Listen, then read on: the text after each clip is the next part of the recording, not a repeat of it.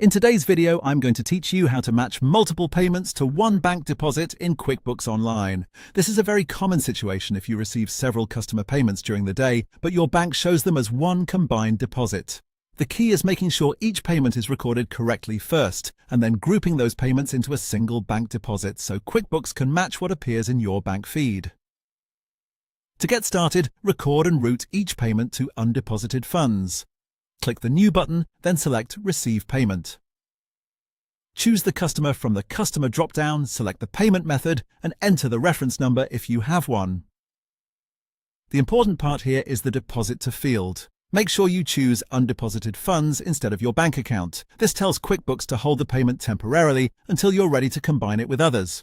Next, select the invoices this payment covers, then click Save and Close. Repeat this same process for every individual payment you receive that will be included in the bank deposit.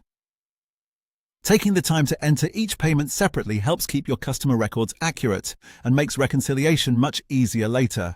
Once all the payments have been recorded, the next step is to combine them into one deposit. Click the New button again and select Bank Deposit. In the Account drop-down, choose the bank account where the money was actually deposited. Set the date to the day the deposit hit your bank account, since that should match what your bank shows.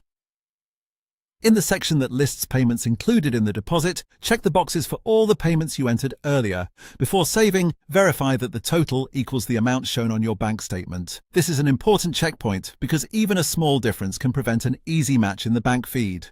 When everything looks correct, click Save and Close. Now you're ready to match the deposit in your bank feed. Go to Bookkeeping or Accounting, then select Bank Transactions, which may also appear as Banking depending on your QuickBooks layout.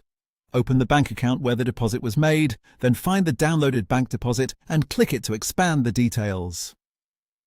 If QuickBooks recognizes the transaction based on the amount and date, it will show as a match in the appropriate column.